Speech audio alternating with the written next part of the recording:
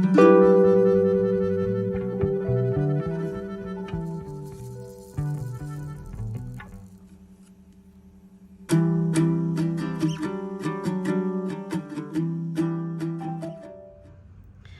my beautiful people, how are we going? Hi, my name is Michelle and I'm a cash-based budgeter here in Western Australia, and this is just me documenting my journey to get my husband and myself out of the rat race of living paycheck to paycheck. I started my journey in January of 2022.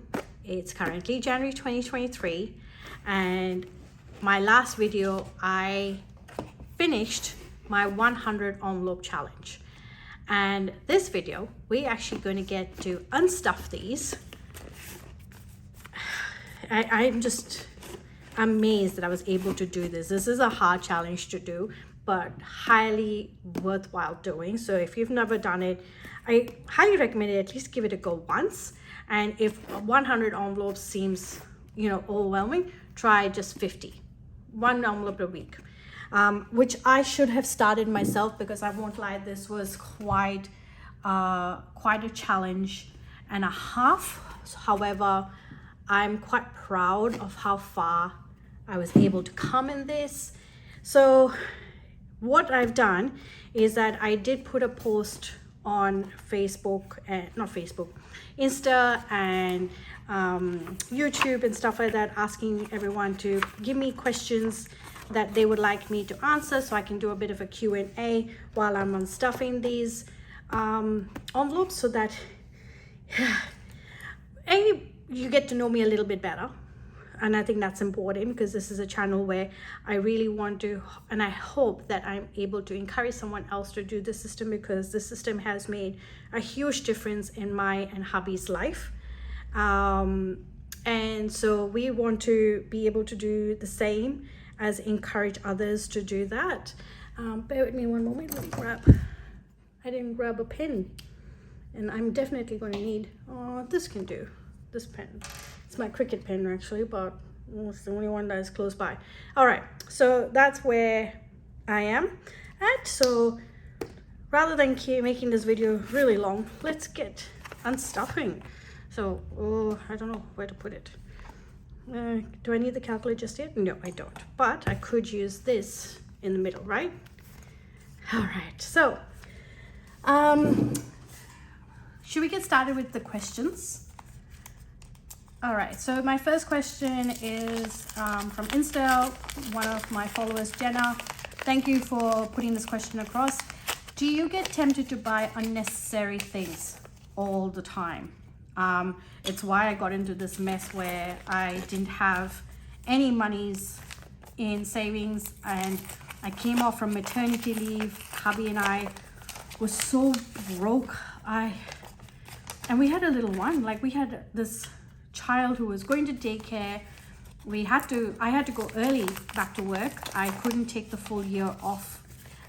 For those who are not here in Australia, anyone in Australia, maternity leave is that we can take a whole year off.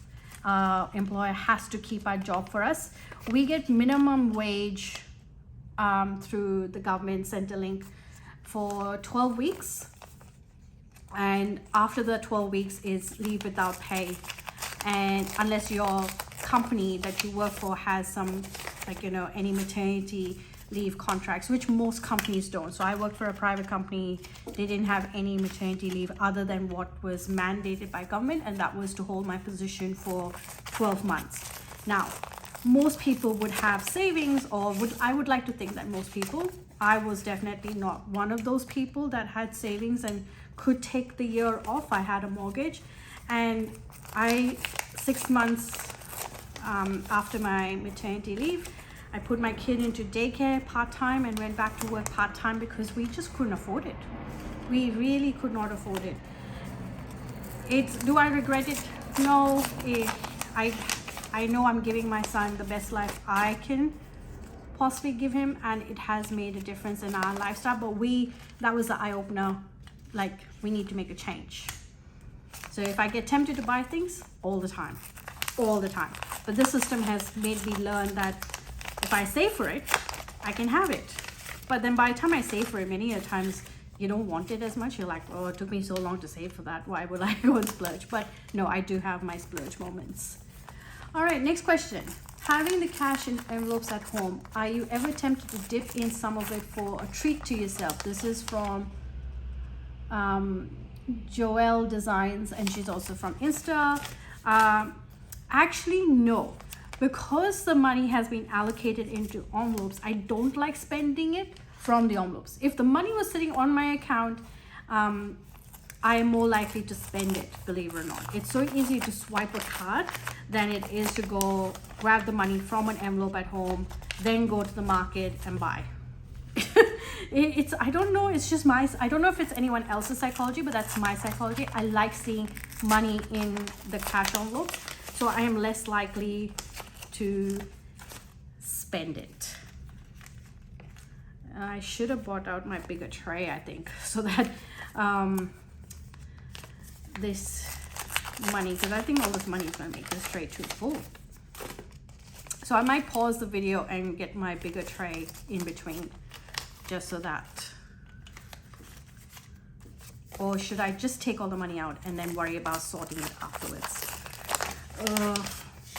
Nah, let's just do it as I'm going so that it's not a complete mess. This is why Australians don't like folding up the money, is because it takes so long for it to straighten out.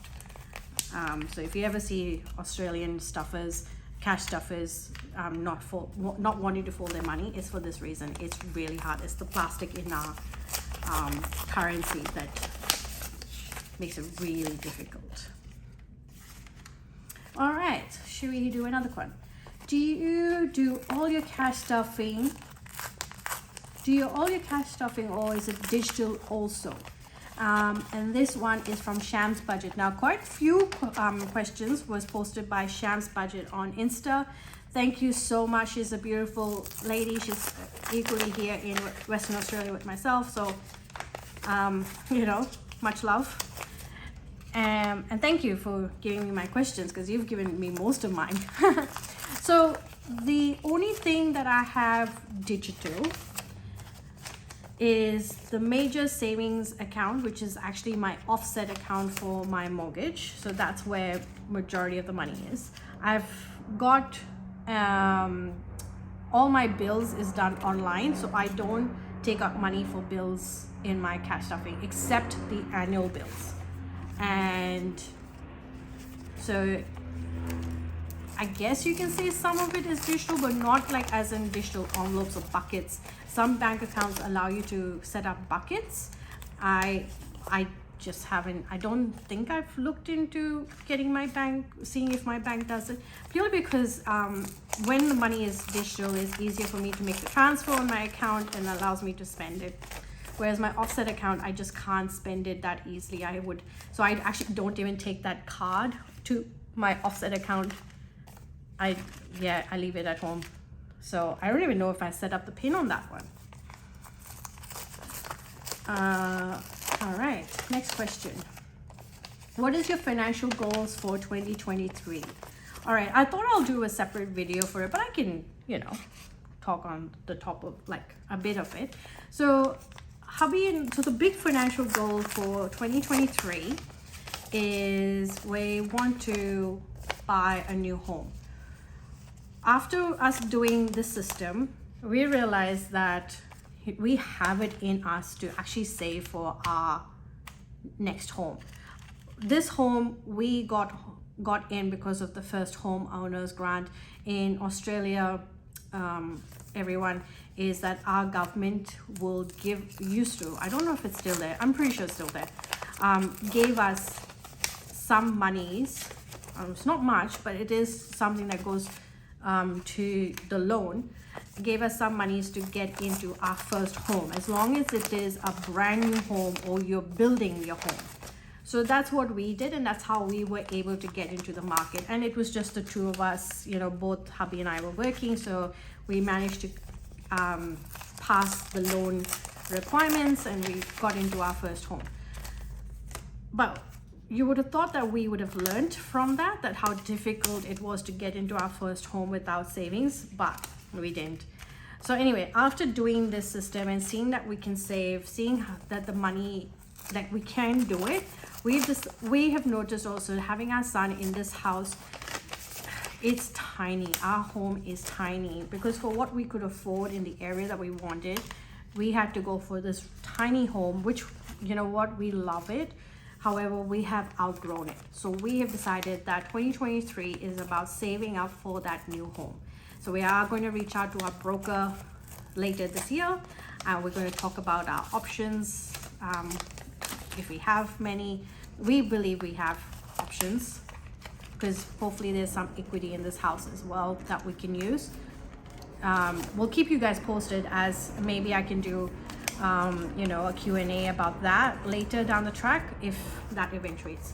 The second big thing we're going to save up for is that after my mom has come and gone, we realized that there's a lot of family that still want to meet my son, that he has still yet to see the rest of his grandparents. He only seen one grandparent. So we want to make a trip overseas so that our son gets to see his grandparents, especially at this age where, you know, you know, everything is too exciting and it's new. So they are the two main things that we want to save up for and make happen for us in 2023. Do you have a savings goal for 2023? Mine is 23K for 2023, like you had for 22,000 for the year 2022. Will you do that again? This again is from Sham Budgets. So this year I have bought a challenge from Etsy, from Elle's Envelope, for $2,023 for 2023. So nowhere near like the 22K for 2022, purely because my focus will be the house savings. So I think I need a little more than 23K for that, considering it's my second home and I won't be entitled to the first homeowner grant. So we're not making that goal this year. This year's goal will be saving for that house. Another one from Shan's Budget. What are your personal goals for 2023? Good question. One, I really want to concentrate on my health. I have allowed that to really, when I say health, is overall I'm a healthy person in the sense I don't get sick often or anything like that.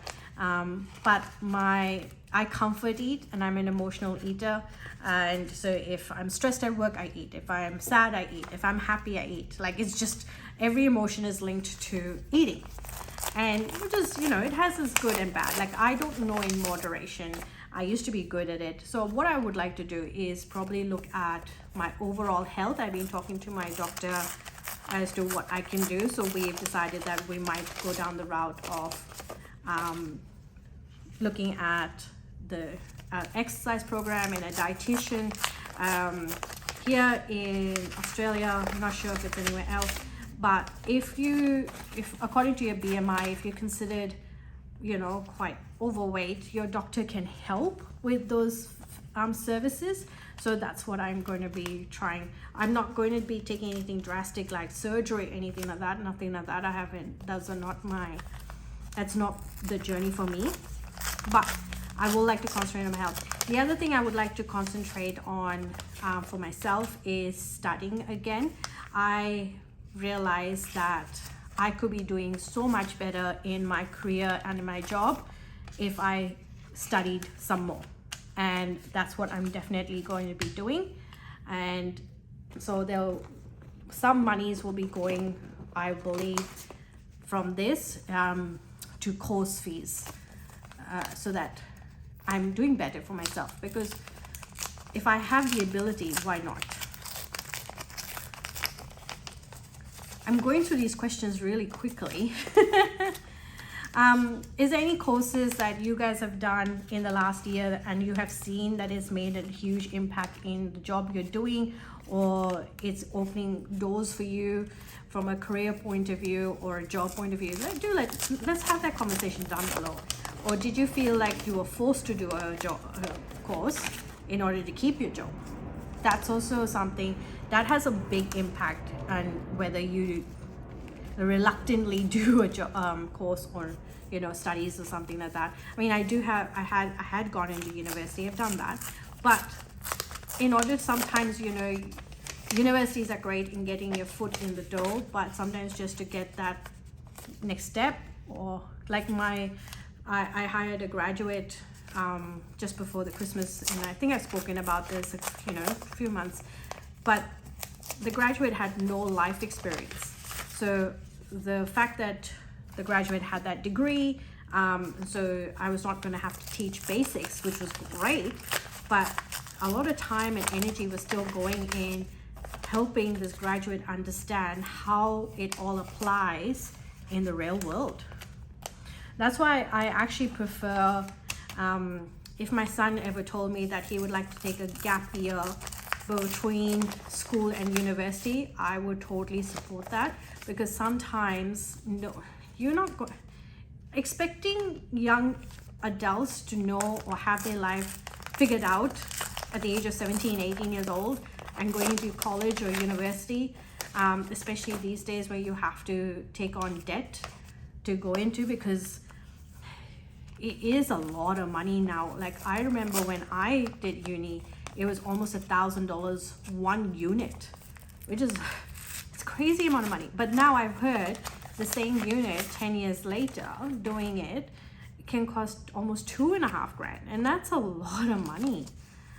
So if you put yourself to debt for college or things like that, you want to know that what you're putting yourself into debt for is actually going to generate you money later down the track, isn't it?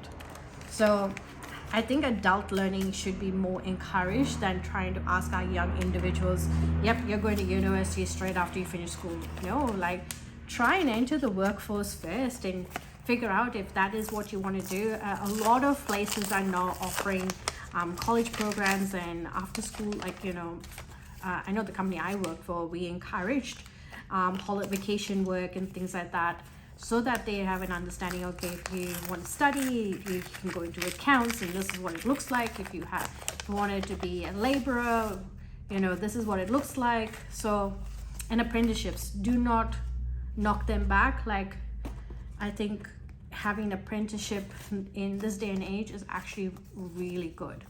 So highly encourage that. So the courses, most of the courses I'll be doing are just diplomas. I'm not going back into university, or I have thought about it whether I should consider doing my master's in my field, but I thought, since it's been so long since I've studied, how about I do a short course first, do a diploma, because it will still be beneficial for me. And once I've done the diploma and successfully finished the diploma, I will look at doing my master's if that is my journey. So I've decided that every 3 months I reevaluate, how am I going, how am I feeling, am I able to commit to it, am I able to give it its due time, and then go further. All right, let's do another question. Do you have any other debts other than your mortgage? So yes, I do have other debts. So my mortgage is the main one. I have my car loan, which I actually thought that I was finishing that car loan last year, 2022, but not the case. It's actually finishing this year. So, and I've asked hubby, should we take this money and put it towards that? And we actually will get penalized for trying to pay off our loan quicker, and it actually saves us nothing in interest, because it's the type of loan we took was that the interest was already built in to our repayments. So there is no benefit whatsoever to pay it off earlier. So at the end of the day, it's nice you can actually have that money just sitting in the account and just letting it go, but at the same time, we're not actively going to try and pay it off. The other debt I have is my credit card, but I make a good point in trying to pay that off quite quickly. So money will go out of my income as it comes to pay it off. And the only reason why I'm still going to probably use my credit card a lot more this year is so that I could try and gain points on the spending. So make sure that I have the money already in my envelopes before I spend the money. So that's going to be a challenge and a half for me, and not just spend the money. So like say for instance, I was talking about the course. If I've saved up the money for the course, I will pay for the course on my credit card and then take out the money and then pay it back. That's the plan. So those are my debts. So I've got $3,000 left on my car loan, I believe. Let me do a quick calculation. I think it's only 30. So I've got $4,500 owing on my car loan for this year, and then it's done. And then on the credit card, I have $4,000 owing on it, and which should be paid off this month again. Or maybe not, maybe that's the one that I have to actively work on. But yes, at the moment we're not looking at paying off our mortgage sooner, that we haven't entered a debt-free journey just yet, purely because we don't know what's happening. Are we buying the next house, or keep the money into the savings account instead, so that we can use that money towards the new home. It's quite exciting. I'm actually looking forward. We've actually started looking at different areas that we may like to move to. Obviously schools are a big impact on the area that we purchase in, because if I can, I would like my child to go to public school for primary school. And there are some areas where the public school is really good for primary, and that would save quite a bit of money if I can. If not, I already pay so much in childcare fees. My childcare fees is close to what I pay in mortgage. And that's because both hubby and I work, and I don't think we've got high-end jobs, but we've got decent paying jobs. That's what I like to say, because there's always room to improve, right? And it's also one of the reasons why I don't have an Etsy store or anything in there, because hubby has the side business as well, the side hustle. So I really don't want to mess with that from a tax point of view. So what I earn is my salary. I don't have any side hustle, except obviously I do the what do you call, the cans, return the cans for cash. I do that. Other than that, so all my stuff that I make on my channel, like my envelopes and everything, it's just for me. It's like I absolutely love my Cricut. It was so handy this Christmas, because my Cricut Joy was a Christmas present to myself from last year. So every year I buy myself one expensive gift.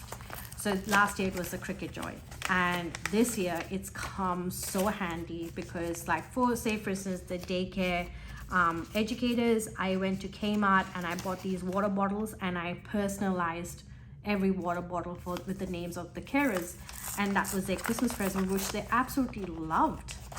So everyone will be giving them a box of chocolates and things like that, and I thought, just do something different that way. So for me, it just made sense. Like, I've done so much with my Cricut Joy over the year that I have made sure that I've got my money's worth. So that's why there will always be a hobbies envelope, because of the money that goes in vinyls and things like that, and obviously needing materials and all that.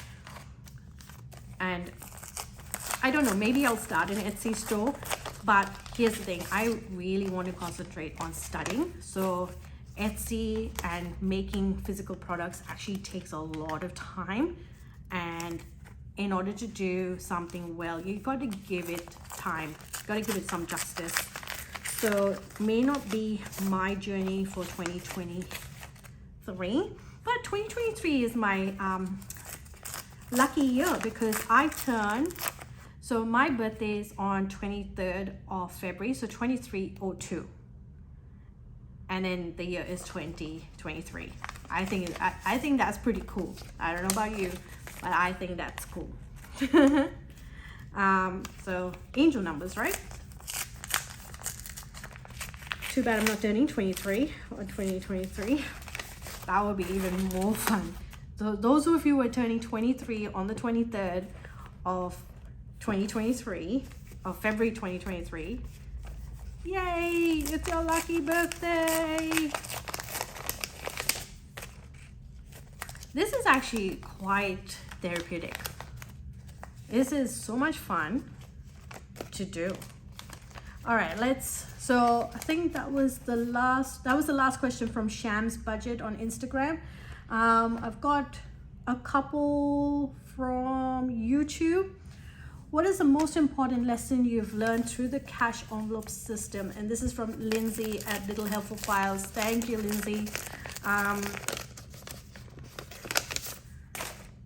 Oh, so many lessons. Where do I start? The first one, the most obvious one, how much I enjoy money. Money used to be something that I kind of dreaded because pay used to come into the bank account. So Wednesday, my money will come in, or Tuesday, my husband's money. And like that, it will be gone because we bought groceries, we bought the bills, and we will be literally living paycheck to paycheck. So we never used to be able to plan for things. And you know, when people used to invite us for dinners and parties, or you know, invite us to, and we used to have to think about the gift that we would have to buy them. Sometimes we used to have to say, sorry, you know, we can't do it because we're sick, or you know, purely because we just didn't have the money and we didn't want to go. That was the sad thing. Whereas, you know, and January of 2023, we actually started off with zero. There was nothing in any envelope. Hubby and I went through a bad phase where we were just getting, we even got, I think, maybe 3 speeding fines that month. So any little extra cash we were trying to earn that month was gone because we were just being silly. But in December of 2021, I like to think that it was God's grace that I stumbled upon the cash stuffing community and started just watching. It was kind of like, you know how you stumble on a YouTube video and you just like, you keep going on and the next one and the next one like it. That's what happened. And I said, you know what? There was a reason why this came on my feed, and I need to give this a good hot go. And lo and behold, the first month I saved maybe $150. That was in January. February, it jumped to 500. And in March, it just jumped again. And then I realized, you know, just even having the $5 per week saved in envelopes adds up. Because we all sweat, we all like want to see big numbers. We're like, I'm gonna save $1,000 a week. But that's not realistic if you haven't paid your mortgage or you haven't paid your bills. So you can easily put monies aside from your salary and say, yep, that's my savings. But then if you don't have money to live, guess what? You're gonna either use your credit card or you're gonna just use that money in the savings. Whereas it's easier to save small amounts of money that you are not going to miss, that you're not going to think about, and when it's time to spend it, it's got a purpose. So that's been my biggest lesson. The other lesson I've learned that you can't do the system without support. So whether it be loved ones at home, for me, God has been my biggest support because he's introduced me to other channels that I've managed to become friends with, and you know, we reach out, we comment on each other's videos, and we say, you know, you're doing great, absolutely love that. And sometimes just those encouraging words, knowing that someone is watching your videos is encouraging. So having a support system, having accountability, knowing that what you're doing is making a difference in your life or the lives of your family or your loved one, or the fact that you are saving for that first house. A lot of cash stuffers I've noticed lately are saving for that home. And that's a big thing because, you know, when you have a right, safe home environment, it does make a change. It does make your life really, really. So I have a loving home. My husband makes sure that, you know, I'm well loved and taken care of. And we want to make sure that our son has the same environment. And that's what we're doing this. I had a purpose why I wanted to do this. So find a purpose, create that support system, and be consistent. That's the one thing. The other thing I learned about this is if you don't have big amounts of money to put into envelopes and it's only a $5, or if you're in America, you've got $2 and $1 notes. So if you're just doing that, so think about it. You know, if you were to do $5 every week for 50 weeks, that's $250 you've put away in that envelope. That's great. That's a lot of money. I know it may not pay the rent or the mortgage that particular month, but that adds up over time. That could be sitting in your savings account. It could be generating some interest. And that's why this system, consistency is everything. All right. I've got one more question here, or is it two questions? When you put money back into your account, does it just go into all the same account, or do you just keep track of where the money has come from? This is Missy from YouTube. A good question. So I do have some accounts that I have in the bank. So one is, I think I've touched on it. So I have my offset account, which has the savings. The majority of the savings money goes in there. I have one account that has got the emergency money. So because my offset account, you can't pull out money from that easily. Technically, all saved money can become your emergency money. Like all this money, if an emergency came through my door right now, I have to use this money, I have to use this money. It's all savings is an emergency money. Like this, let's get that right. The only difference is that the reason why we like to split it up is that savings tend to be for goals. Like for me, my savings account right now is for my house goal. It could become my vacation goal as well. So I might be putting money in there for my vacation and my house. Whereas my emergency fund, I need that to be readily available. So that's why I've kept that account separate. So if I have to use my card, I have to use my card, and away you go. And then I have my bills account. So yes, the bills account is separate so that we have money in there. It's got the money for buffer in there. So if we're having a slow week and my hubby couldn't work, and you know it wasn't enough in there, like we didn't put enough money that particular week or fortnight in there to cover the bills, the buffer money will take care of that. And so that is there. So we have, those are my three accounts. And then I have the credit card. So if I've made my bigger purchases tend to be on the credit card. So like plane tickets and things like that. So I bought my mom's plane tickets to come and visit me. And I also spent money on that account, on the credit card, to buy some gifts for my family when she was going back.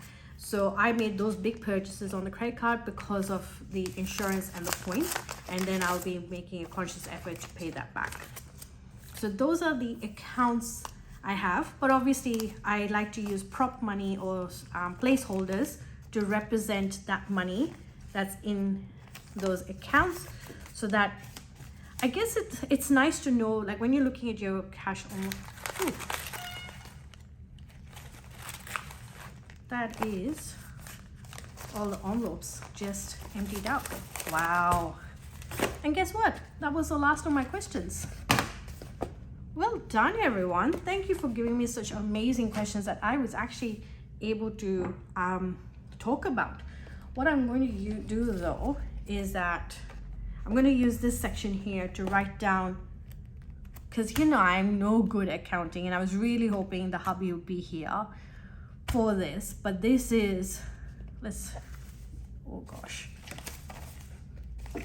this is a lot of money. Oh, it doesn't even fit my cash tray. Let me just stand up and see if I'm in view.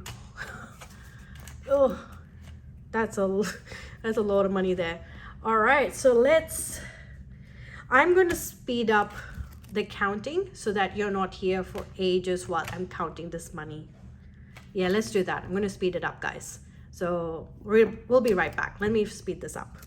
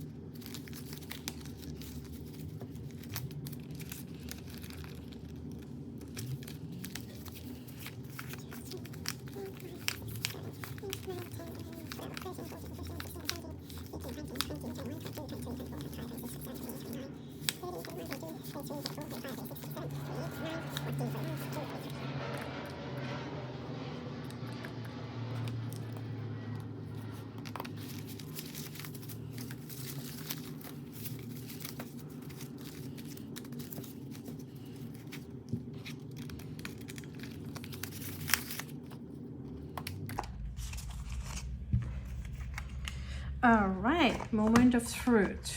What have we got here?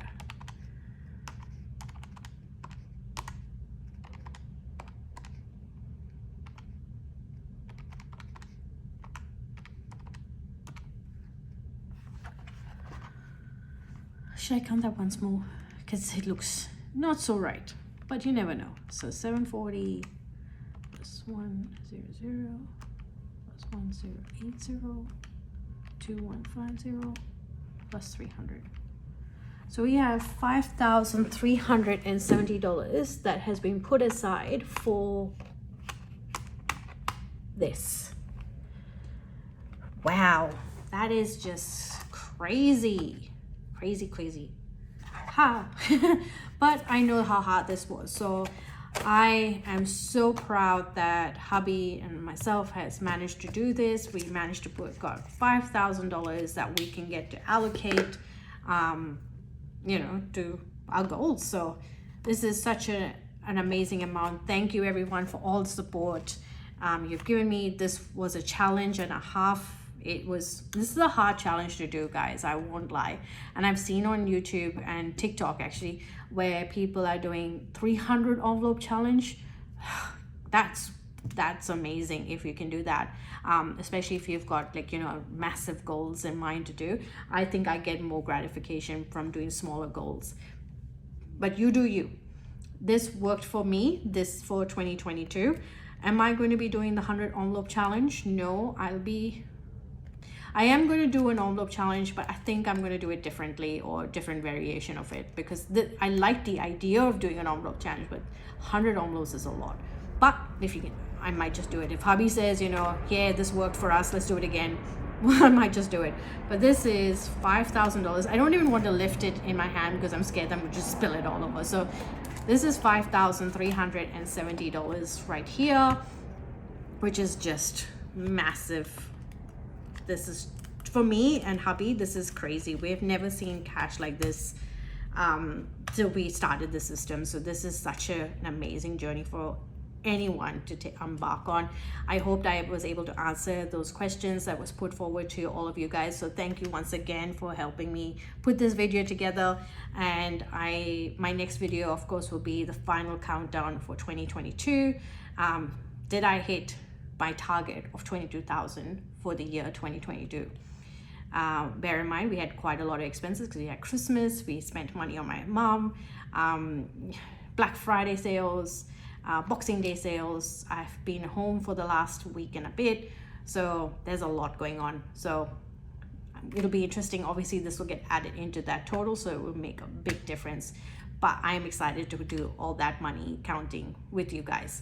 So till my next video, I'm going to sign off here. Once again, this is just eek. I can't wait. Obviously I'm going to have to get hubby to recount this, because you know I can't count. I'm terrible at counting. So if the figure is different to this, I will put it up here. If it's not, it's this. All right, everyone, take good care. The video is super long and I understand that. Thank you for being part of my journey. Thank you for everything. Till the next time, take care, everyone. Stay kind to yourself and kind to everyone else. Bye.